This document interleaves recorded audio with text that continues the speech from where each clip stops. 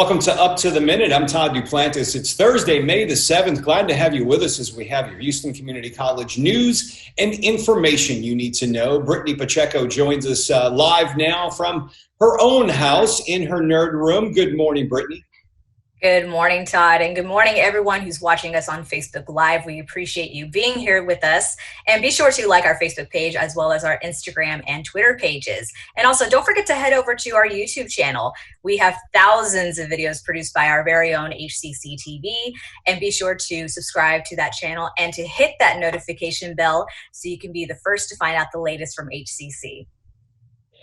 Thanks, Brittany. We've got some guests this morning. We're continuing our Thursdays, meaning it's virtual family fun. How can you have fun and educational fun for the family? We're going to be talking with Jacob Breier and Danni Dancer from the Children's Museum of Houston. Welcome to you both. Thank you. Glad to be here. Thank you so much. We'll be with you in a moment, but I want to start right now with a very special guest, the Honorable Mayor Leonard Scarcella, the mayor of the City of Stafford. Mayor Scarcella has been there more than 50 years. Mayor, it is always good to see you, and welcome to the show. So great to see you, Todd. Thank you for having me on, and look forward to the interview. Well, we're very appreciative that you've joined us this morning. Now, I know Stafford has been in the news as of recently.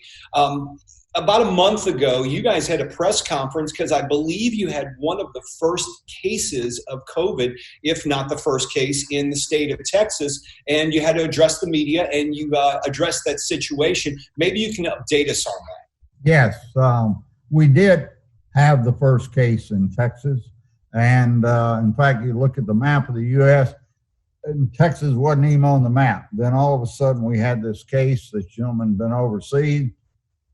Our first responders get a call. They go to see him. They take him in to get tested. His test results are sent to CDC. It took a while to get them back. They were a little slow at that time, but we were able to get it ultimately documented that he did have the virus, and that it was important to keep him secure. Also, that the first responders needed to be quarantined to be protected. And I know since that time, things have dramatically changed here in across the country and here in the city of Houston. What's been the biggest challenge for you in dealing with this and trying to keep not only yourself safe, but your city, the first responders, and your staff at City Hall safe? It is very challenging, to say the least. I've been around a long time, obviously. This is something I've never seen anything like. So we have to be most cautious. We watch everything very carefully, not only at City Hall, but throughout the city that we can monitor. And even though we're a small city, it is imperative that we make people feel safe, that we give them the best instructions to stay safe. And then you have your special situation, elderly people, others that you've got to be extremely cautious with. So that has been our challenge. I think we've lived up to it well, but it certainly is one that you have to be most careful with. So just to let our viewers know, of course, Houston Community College proudly has a campus in the city of Stafford, and our campus has been closed for some time now. We haven't reopened. We're looking at maybe reopening in the future, but that timetable really hasn't been set yet. But Mayor, what can you tell me about the community and the atmosphere? Businesses have shut down. How are small business owners doing, and what is the general attitude out there in Stafford? The general attitude is good, considering that Stafford was a robust city, had lots of and has lots of very interested in trying to make sure that we keep the community active. And unfortunately, with the virus, we've had to shut down virtually everything. It took a while to get if you will, organized there. But we are getting our businesses back open. A lot of them are doing the best they can under the circumstances. But it is so important to recognize just how critical the economy of Stafford is, and these businesses that have had to close, how devastating it has been on them and their employees. And many of them are small business, mom and pop. So they've had to go a long way to try to maintain things in a manner that would be not only protective of their employees, certainly of any patron they may have, but most importantly, the community at large. Mayor, what has been the response from the federal and state agencies for Stafford? And have you seen an increase in testing sites that has maybe helped your community get tested to know more about this virus? A little bit of testing increase, but the main response of the federal agency has been to make certain that we have all of the things that we can hope to get. Let me say, with the significant reduction in our economy, it's going to cost us substantially. And right now, the big challenge with the federal government, the state government, is how do we recoup, or at least how do we cover these very substantial losses in revenues that we were so used to having and we're so dependent upon. So we're in communications with the governor's office, the Congress, others, to try to stress how critical it is that they take care of these little cities. Houston has no problem. They've gotten a bunch of money and whatever else. But Stafford does not have that, is not that large, and you have to try to stay before them to show you need their help. Mayor, do you feel comfortable now with partially reopening the city, and do your residents feel comfortable, and the businesses? That's a mixed bag. For the most part, yes, but there is a lot of trepidation about it. Nobody knows what will come. As you know, there are all kinds of theories on what reopenings will do. We're literally in the process of those reopenings, and we hope they go well. We think they will go well, but we've got to be extremely careful with them to make certain that they are indeed effective and where we're protecting the people. Mayor, you know, when a hurricane's coming, we see it coming. You prepare for it, you endure the brunt of the hurricane, then you start the recovery afterward, and it can take anywhere from a few weeks to a few years to recover. But this is an unknown situation. Knowing what you've learned through this, are there any things coming out of this that you may do differently next time, knowing what we've been through here?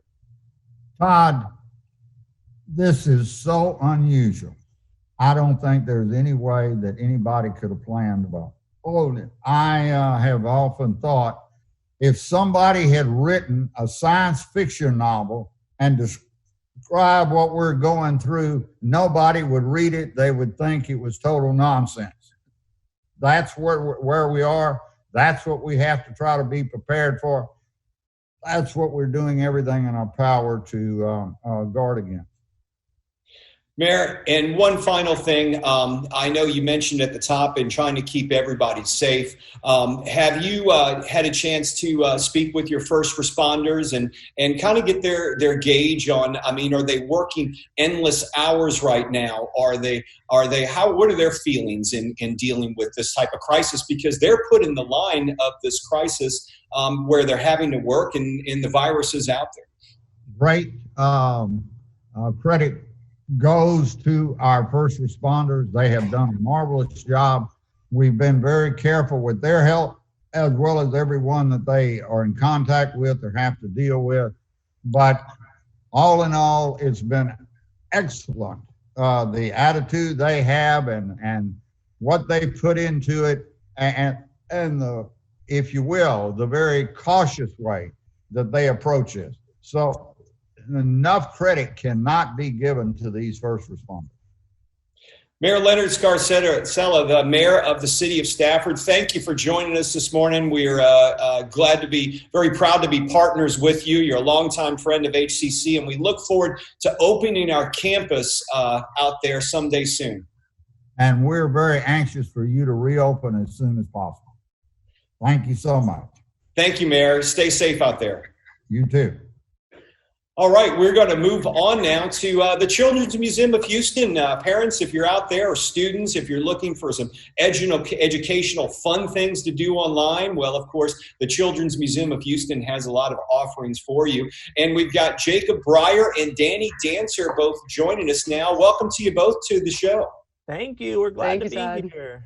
Yeah, push the button and whatever. Well, we're going to go ask you about some of the things that you have going on. Why don't you tell me first off, what has been the response since you've had to shut down the museum and keep visitors from coming inside? Are you noticing more parents, more families reaching out to you virtually to help entertain the kids who are home all the time now? I'll go ahead. Absolutely. Yeah. We hear from parents all the time asking for more of different kinds. Immediately we were offering virtual learning opportunities for them. But we hear back constantly every day responses to what we put out, requests for topics and so on. You know, maybe you can answer this, and maybe it might be too early, but sooner or later, we're going to be opening our doors. We don't know what it's going to look like, but are you guys looking at, taking into account the social distancing, maybe limiting the visitors, looking at those things, following the federal and the state mandates and guidelines so that you can open your doors again? And what would the museum look like? Have you guys figured that out yet? We are working on it right now. That's a lot of the focus. So we're still continuing with the virtual learning experiences for kids because we aren't open yet. And we are planning to continue doing virtual learning even after we do open our doors, just to make sure that we're reaching as many families as possible. But in the meantime, a lot of the focus at the museum has been focused on how we can safely open the museum to visitors once again. So it's about social distancing. It's about cleaning practices. It's about taking a lot of our hands-on components, because of course we're a children's museum. We want kids to touch and play with things. And right now we have to minimize that any way we can. So it's about making sure that they can still have a fun, positive educational experience, but making sure that we're keeping things as clean and as safe for our families as we can. So it's been a process, and we're making changes every moment of every day, so that we know that when we do open, we've put all the time and thought into it that we can. Tell us about the daily virtual learning schedule that you have. You guys have a broadcast schedule with programming for kids. So tell us some of those things, what you have. So every day we have, I think, about 5 actual videos that go out. So first would be Mr. O, which is our kind of science-y character. And he comes on Facebook Live, or Facebook at 10:15. Then we have a story time every day at 11:15 on Instagram. At 12:15, we release an educator moment. So Danni and I are educators. Sometimes you'll see one of us. Sometimes you'll see one of our other educators. And we talk about all sorts of topics. We do projects. We try to do things that you can do at home. And very similarly, also on Instagram, we have an educator at home moment, which we've been producing since we've all been staying at home. And finally, Danni and I are part of the Tot Tunes band at 3:15 every day. And a new video comes out with several new songs in it. And we play music and sing songs. And that's really, honestly, all ages could watch it.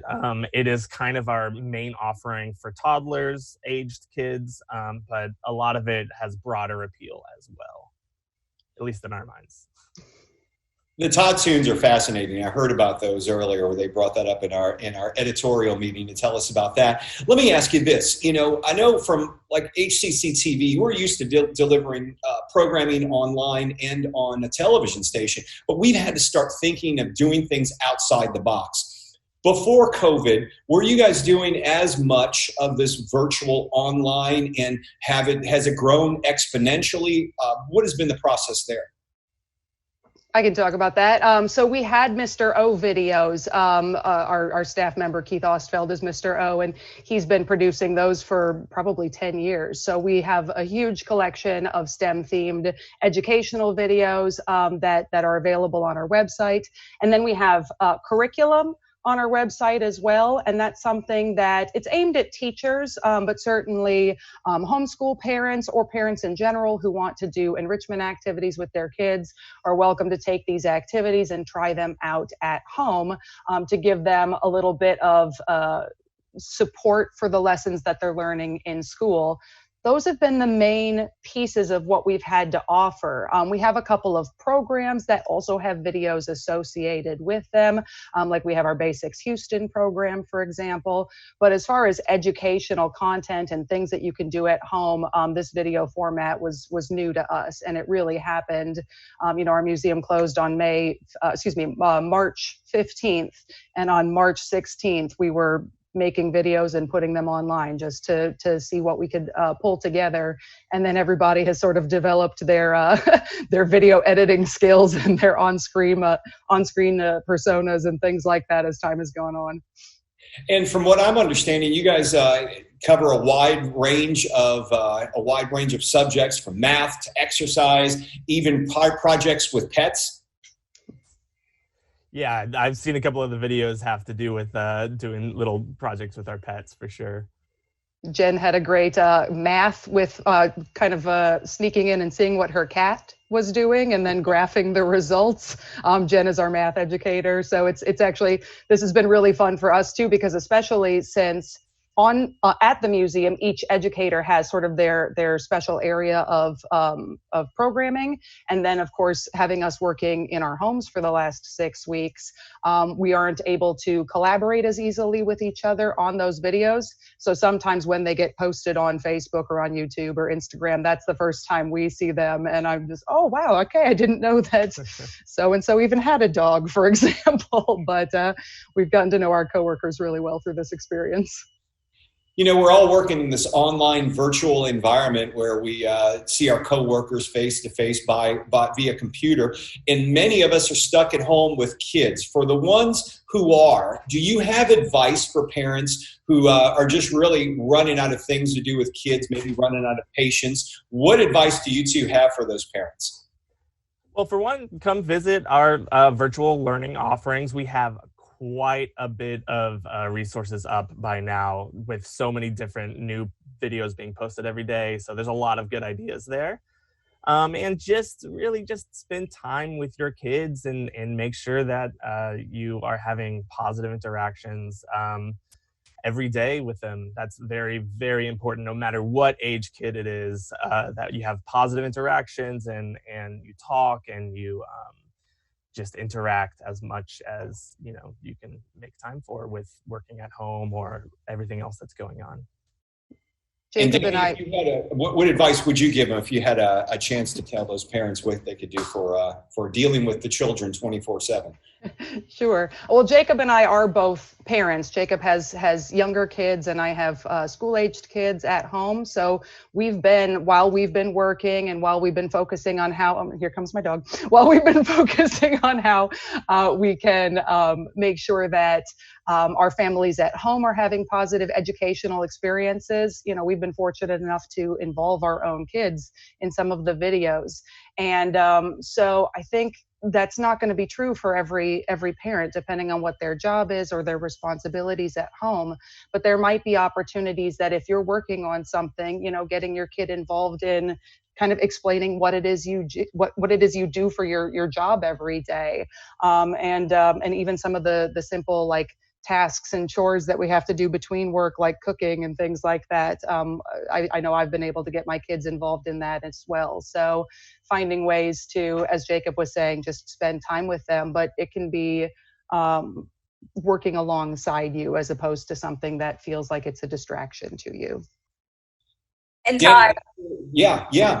Sorry, I like to chime in. So I really appreciate that we have representatives from the Children's Museum here, because I used to love going to the museum as a child. I think on Thursdays it used to be free entry. I don't know if you all still do that, but my husband, who's a first grade teacher, one of the local school districts, he had one of his students ask, "Do we still get recess?" So I think still having some kind of schedule or structure is very important for these kids who have to adapt as much as the parents have to adapt with teaching from home. So I would think having some, okay, every day at 11 we're going to go outside and play or do something, that kind of thing. So I really love the resources available that you all have to offer our kids at this time.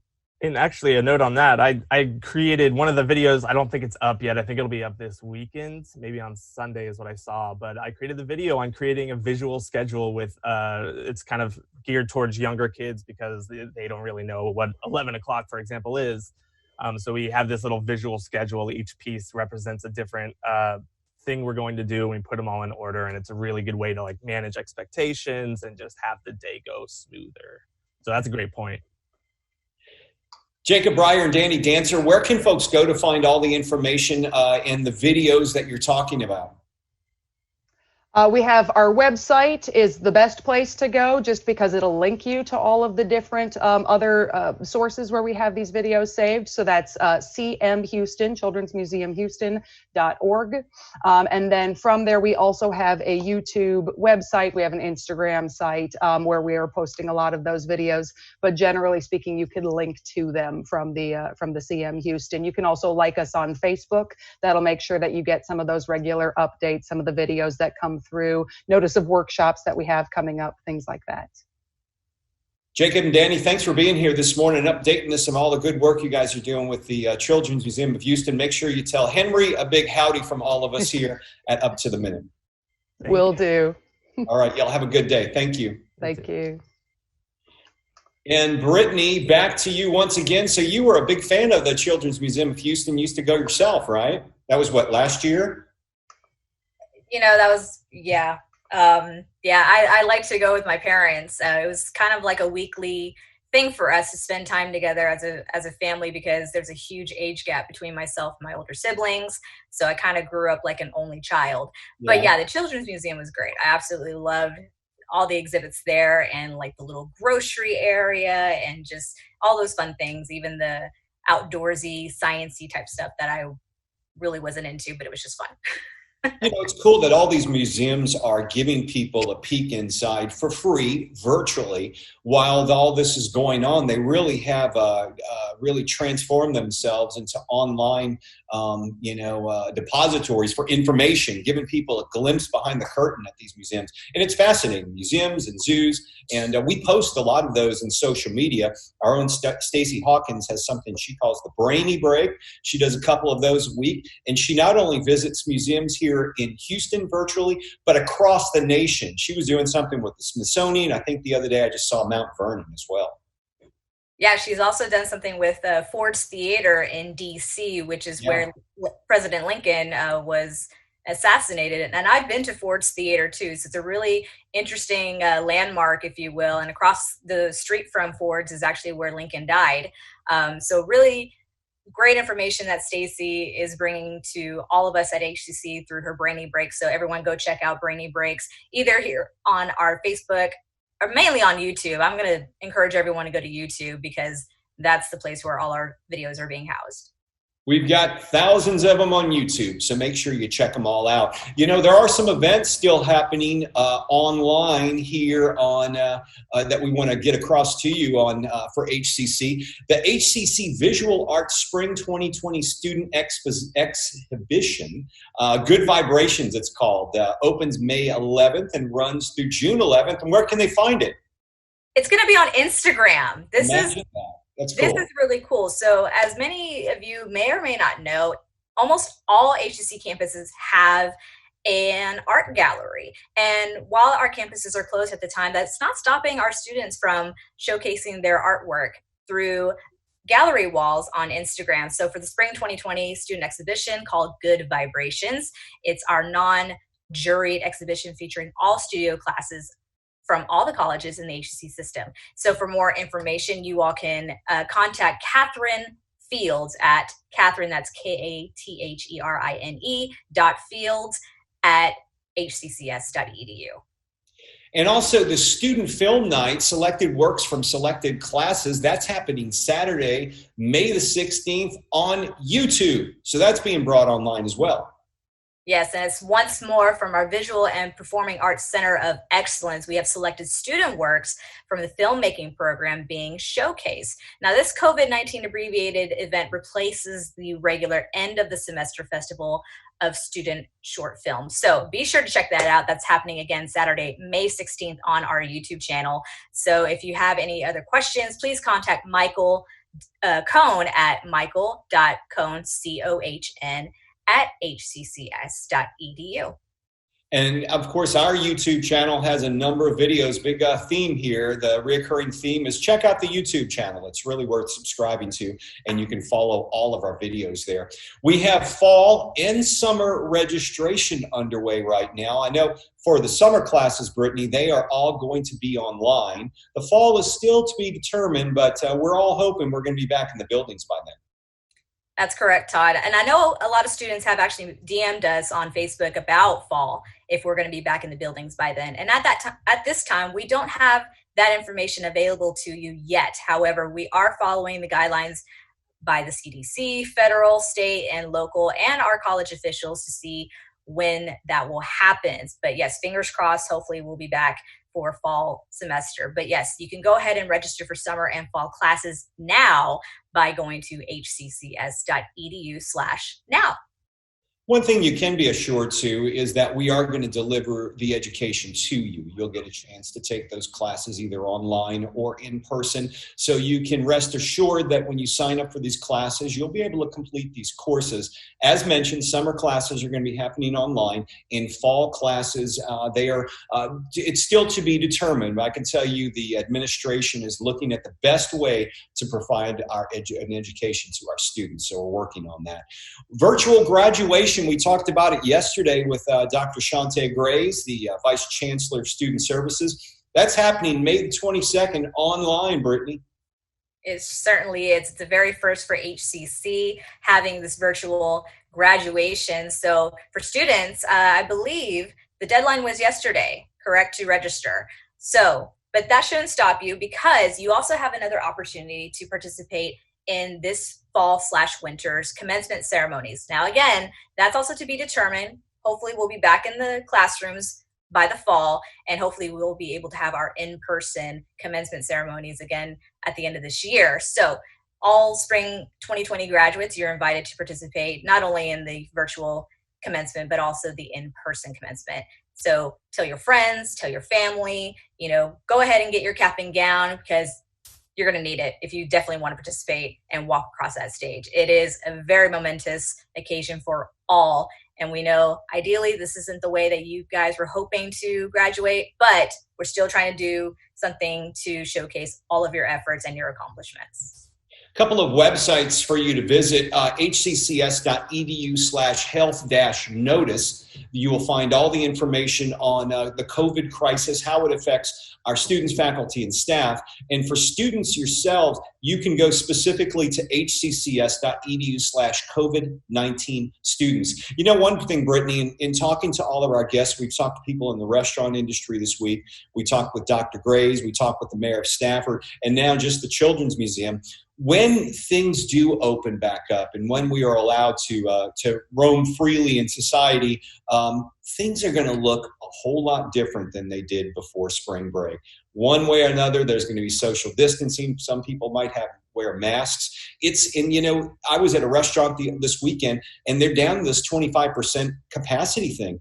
Things are changing dramatically, and it seems like they're going to be that way for some time. So there's going to be a lot of adjustment.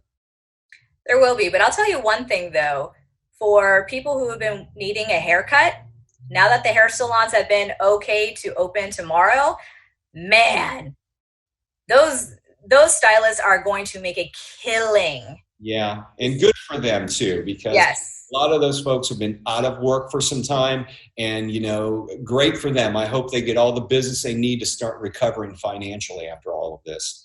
Absolutely. And now I'm just going to put in a plug-in. If you all are interested in wanting to learn how to cut hair, you can check out our cosmetology program here at HCC by going to hccs.edu/cosmetology. A lot of folks looking for cosmetologists starting tomorrow.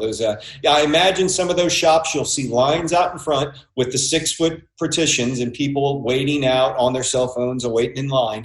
Imagine we'll see a lot of that tomorrow. Speaking of tomorrow, Brittany, we got a couple of special guests. Of course, Michael Garfield, the high-tech Texan, is returning with his tips. We'll talk with him. And we also have Dr. Min Hee of HCC Coleman College. And we're here talking about the histologic technician program, which works to detect cancer and other serious diseases. I bet they can tell us how they could help detect COVID and how important those type of technicians are during this crisis. So we'll have her on the show tomorrow. Sounds good, Todd. Can't wait for that show. It's going to be very interesting. And it's going to be Friday, so the end of the work week. Does it really matter, though? We've been home. It's Thursday, tomorrow's Friday, and we'll see you tomorrow at 10 a.m. Thanks, Brittany. Thank you for being here, and we'll see you tomorrow.